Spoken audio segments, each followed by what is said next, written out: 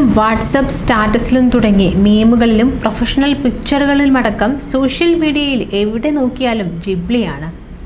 സ്വന്തം ചിത്രങ്ങൾ ജിബ്ലി രൂപത്തിലേക്ക് മാറ്റാനുള്ള തിരക്കിലാണ് ഓരോരുത്തരും. ഇങ്ങനെ ആവശ്യക്കാരുടെ തള്ളിക്കയറ്റം മൂലം ഓപ്പൺ AI സെർവറുകളുടെ പ്രവർത്തനം പോലും മന്ദഗതിയിലായി. ഒടുക്കം ചിത്രങ്ങൾ ജനറേറ്റ് ചെയ്യുന്നത് ഒന്ന് സാവധാനത്തിലാക്കൂ എന്ന് open AI CEO Sam Altman അഭ്യർത്ഥിക്കേണ്ടി വരെ വന്നു. ChatGPTയുടെ ഏറ്റവും പുതിയ അപ്ഡേഷനോടെ ലോകമെങ്ങും ജിബ്ലി ചിത്രങ്ങൾ കീഴടക്കുമ്പോൾ അതിൽ വേദനിക്കുന്ന ഒരാളുണ്ട്, അങ്ങ് ജപ്പാനിൽ. മറ്റാരുമല്ല, യഥാർത്ഥ ജിബ്ലി ചിത്രങ്ങളെ കൈകൊണ്ട് വരച്ച് ഇന്ന് കാണുന്ന തരത്തിൽ പ്രശസ്തമാക്കിയ അതിൻ്റെ സൃഷ്ടാവ് തന്നെ. പേര് മിയാസാക്കി ഹയാവോ. പുതിയ ജിബ്ലി തരംഗം കാണുമ്പോൾ തനിക്ക് അപമാനം തോന്നുന്നുവെന്നാണ് മിയാസാക്കി ഹയാവോ ഒരു അഭിമുഖത്തിൽ പറഞ്ഞത്. 1941 ജനുവരി 5 ജപ്പാനിലെ ടോക്കിയോയിലാണ് മിയാസാക്കി ഹയാവോ ജനിച്ചത്.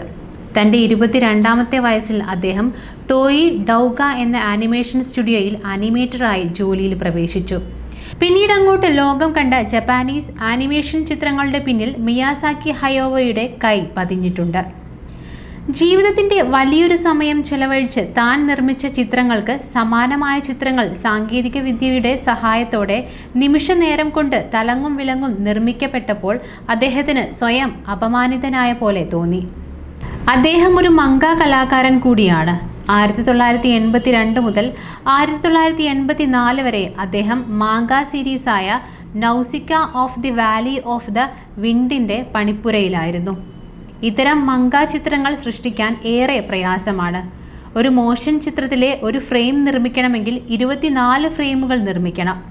ആ 24 ചിത്രങ്ങളും കൈകൊണ്ട് തന്നെ വരച്ചാണ് ആദ്യകാലത്ത് സൃഷ്ടിച്ചിരുന്നത്.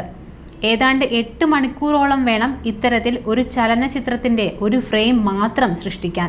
അത്രയേറെ പണിയെടുത്ത ശേഷമാണ് ഓരോ ആനിമേഷൻ ചിത്രവും പുറത്തിറങ്ങുന്നത്. 1985 ജൂൺ 15 മിയാസാക്കി ഹയാവോ ഇസവോ തകഹാത്ത, സുസുക്കി തോഷിയോ എന്നിവരുമായി ചേർന്ന് സ്റ്റുഡിയോ ജിബ്ലി സ്ഥാപിക്കുന്നത്. കൈകൊണ്ട് വരച്ച ഏറ്റവും ഗുണമേന്മ കൂടിയ ജപ്പാനീസ് ആനിമേഷൻ ചിത്രങ്ങളുടെ ഒരു ഒഴുക്കായിരുന്നു പിന്നെ. മണിക്കൂറുകൾ, ദിവസങ്ങൾ, ആഴ്ചകൾ, മാസങ്ങൾ, ചിലപ്പോൾ വർഷങ്ങളെടുത്തായിരുന്നു ഓരോ ആനിമേഷൻ സിനിമയും കാഴ്ചക്കാരിലേക്ക് എത്തിയത്. കപ്രോണി CA-309 വിമാനത്തിൻ്റെ പേരാണ് അദ്ദേഹം തൻ്റെ പുതിയ സംരംഭത്തിനായി സ്വീകരിച്ചതെന്ന് പറയപ്പെടുന്നു. അയൽക്കാരൻ Totoro, spirit away, Howl's moving castle, കിക്കിയുടെ ഡെലിവറി സർവീസ്, പ്രിൻസസ് മോണോനോക്ക് തുടങ്ങിയ നിരവധി ജിബ്ലി ചിത്രങ്ങൾ പിന്നീട് പുറത്തിറങ്ങി. എന്നാൽ ആ മനുഷ്യൻ തൻ്റെ ജീവിതായുസ്സുകൊണ്ട് നിർമ്മിച്ച ചിത്രങ്ങൾ ഇന്ന് സാങ്കേതിക വിദ്യയുടെ സഹായത്തോടെ ലോകമെങ്ങും നിമിഷങ്ങൾ കൊണ്ട് സൃഷ്ടിക്കപ്പെടുകയാണ്. ഇത് അദ്ദേഹത്തെ തെല്ലൊന്നുമല്ല വേദനിപ്പിച്ചത്. ആ വേദനയിൽ നിന്നുമാണ് പുതിയ ഈ ട്രെൻഡിനെ ജീവിതത്തോടുള്ള അപമാനമെന്ന് അദ്ദേഹം വിശേഷിപ്പിച്ചതും. അടുത്തിടെ നടന്ന ഒരു അഭിമുഖത്തിലാണ് അദ്ദേഹം ഈ വെളിപ്പെടുത്തൽ നടത്തിയത്. എനിക്കിത് കാണാനോ രസകരമായി ആസ്വദിക്കാനോ കഴിയില്ല. ഇത് സൃഷ്ടിക്കുന്ന വേദന ആർക്കും എന്താണെന്ന് അറിയില്ല. എനിക്ക് വലിയ വെറുപ്പാണ്. വിചിത്രമായ കാര്യങ്ങൾ നിങ്ങൾക്ക് സൃഷ്ടിക്കാൻ കഴിയും, ശരിക്കും നിങ്ങൾ അങ്ങനെ ആഗ്രഹിക്കുന്നുണ്ടെങ്കിൽ. ഈ സാങ്കേതിക വിദ്യ എൻ്റെ ജോലിയിൽ ഉൾപ്പെടുത്താൻ ഞാൻ ഒരിക്കലും ആഗ്രഹിക്കുന്നില്ല. അത് ജീവിതത്തിന് തന്നെ അപമാനമാണെന്ന് എനിക്ക് തോന്നുന്നു. അദ്ദേഹം പുതിയ ജിബ്ലി ട്രെൻഡിനെ കുറിച്ച് ഇങ്ങനെയാണ് പറഞ്ഞത്. സ്വന്തം സൃഷ്ടികൾക്കായി മണിക്കൂറുകൾ ചെലവഴിച്ച അദ്ദേഹത്തിന് താൻ വർഷങ്ങൾ കൊണ്ട് വരച്ച രൂപങ്ങൾ നിമിഷങ്ങൾക്കുള്ളിൽ സാങ്കേതിക വിദ്യയുടെ സഹായത്തോടെ സൃഷ്ടിക്കപ്പെടുമ്പോൾ അതിൽ ജീവൻ കണ്ടെത്താൻ കഴിയാതെ പോകുന്നു.